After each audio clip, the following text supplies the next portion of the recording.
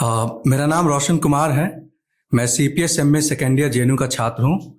आज बसंत पंचमी के शुभ अवसर पे मैं आप सभी को सबसे पहले धन्यवाद कहना चाहूँगा कि आप सभी जो है इस काव्य गोष्ठी में मौजूद हैं और इस शुभ अवसर को और भी शुभ बनाने का कार्य कर रहे हैं। और जैसा कि आप जानते हैं कि गणतंत्र दिवस भी बहुत ही करीब है, तो मेरी कविता शुरुआत करना चाहूँगा। मेरी पहली कविता है जिसका शीर्षक है गणतंत्र अभी दूर है।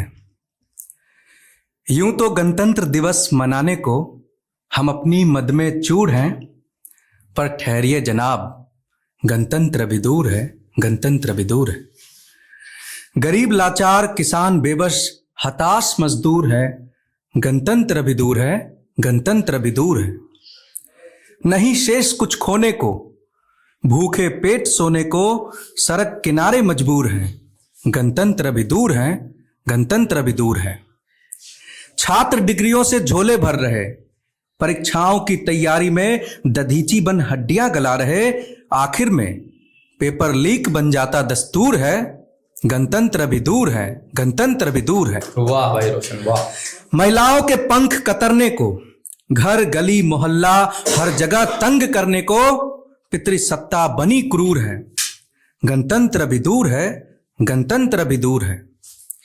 आज भी दलितों का शोषण होता है, मासूम बच्चा भूखे पेट सोता है, जातिवाद बनी निष्ठुर है, गणतंत्र अभी दूर है, गणतंत्र अभी दूर है। और आखिरी पंक्तियां देखेंगे कि मुक्त आवाजें मौन हुई, जनता की भागीदारी गौन हुई, दिन प्रतिदिन बढ़ रहा सत्ता का गुरूर है, गणतंत्र अभी दूर है, गणतंत्र अभी दूर है। बहुत बढ़िया रोशन। मेरी दूसरी कविता देखेंगे जिसका शीर्षक है पल। पल पल इंतजार किया जिस पल के लिए, फासलों का दुख सहा हर पल के लिए। पल जब मिलन का आया कुछ पल के लिए, मुख मोड़ लिया तुमने हर पल के लिए।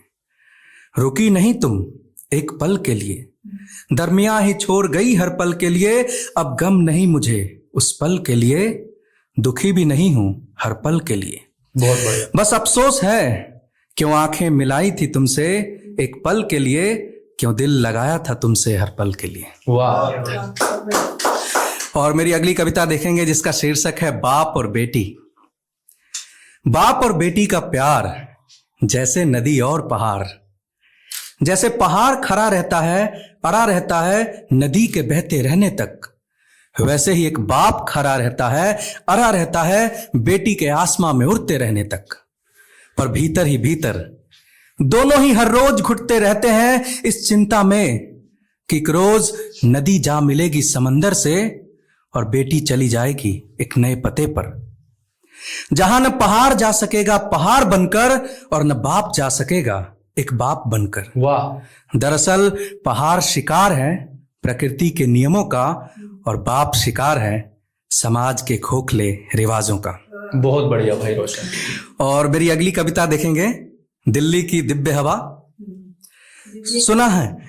हाँ सुनेंगे। तो मेरी अगली कविता का शीर्षक है दिल्ली की दिव्य हवा।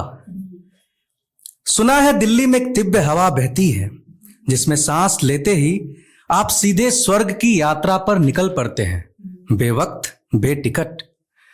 खास बात यह है कि इस दिव्य हवा में दिल्ली सरकार ने यमुना जल से बने गंगा जल का दिव्य छिड़काव भी करवाया है, जिससे यह हवा और भी अति दिव्य हो गई है।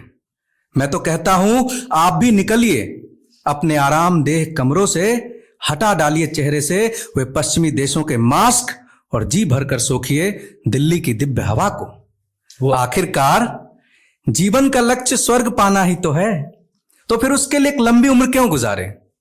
तो आइए दिव्य हवा वाली दिलवाली दिल्ली में दिल्ली सरकार आपका स्वागत करती है उस दिव्य सफर के लिए। बहुत बढ़िया भाई रोशन वाह। और अगली कविता देखेंगे अलाव जला लो। इस कविता को लिखने से पहले मैंने JNU में जंगल में खुद ही तिनके इकट्ठे किए, उसको जलाया और उसी वक्त मैंने एक कविता लिख दी अलाव जला लो। हालांकि वो इसका अर्थ आप देखेंगे।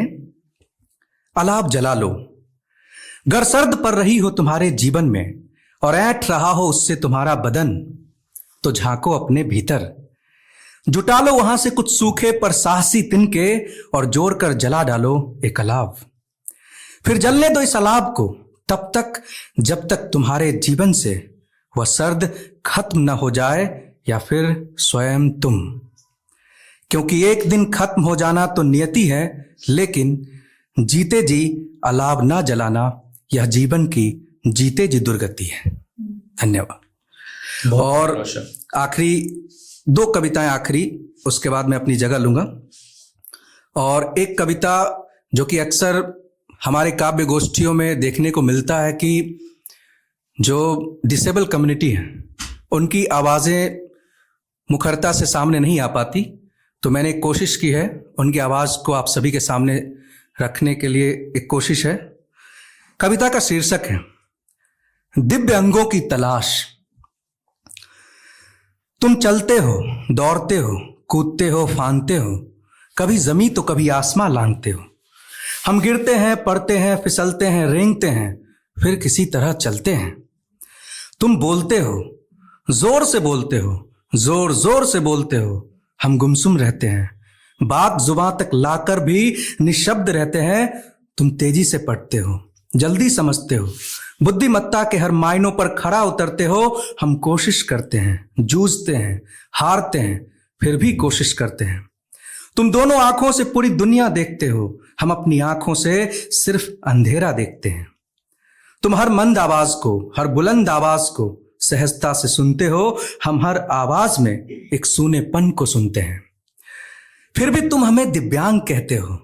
अगर हम दिव्यांग हैं और हमारे पास दिव्य शक्तियां, तो आखिर ये दिव्य शक्तियां हमें तुम्हारी तरह उड़ने क्यों नहीं देती, कहने क्यों नहीं देती, सोचने क्यों नहीं देती, समझने क्यों नहीं देती, देखने क्यों नहीं देती, सुनने क्यों नहीं देती।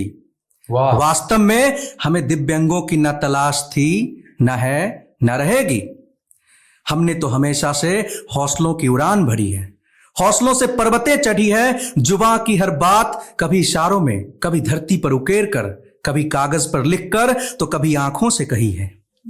कभी मन की आंखों से दुनिया देखी, तो कभी दिल से दिलों की आवाजें सुनी है। हमें आता है अपने यथार्थ के साथ स्वाभिमान से जीना, सो हमें नहीं है दिव्यांगों की तलाश। बहुत बढ़िया रोशन, बहुत बढ़िया भाई। और आखिरी कविता, ये मैं जिससे मेरा प्रेम है, एक तरफा ही सही, तो मैं उनको समर्पित करना चाहूंगा। स्वागत है भाई। लौट आया प्रेम का दर्पण, ढकी थी जो धुंध फिजा में, अब वह छट रही है। छाए थे जो फासलों के बादल, अब वे घट रहे हैं। संपूर्ण वसुंधरा ने हरियाली की चादर ओढ़ ली है। जो दरख्त सोए थे अब जाग उठे हैं। वीराने में खोया हुआ मोर अब झूमने लगा है। मृत प्राय नीलगायें जीवित सी होकर दौड़ने लगी हैं। मुरझाया हुआ बोगनवेलिया खिल उठा है, गिलहरियों में हलचल मच गई है। शाही में फिर से शाहीपन लौट आया है। जेएनयू की गुलाम हो चुकी सड़क फिर से आजाद हो गई है। इसकी पगडंडियां उसके कदमों की आहट से आबाद हो गई है। पीएसआर में फिर से अकड़ आ गई है। रिंग रोड पुनः प्रेम पथ बन गई है। केसी का सुंदर बाजार सजने लगा है। गंगा ढाबा पर रौनकें लौट आई हैं। जेएनयू केव्स में गुम हुए मेरे प्रेम पुंज फिर से प्रतिबिंबित होने लगे हैं।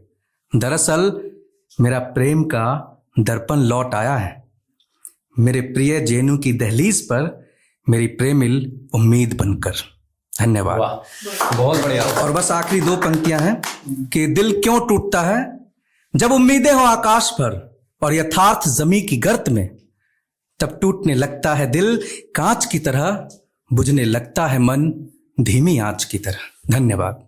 बहुत बढ़िया भाई रोशन।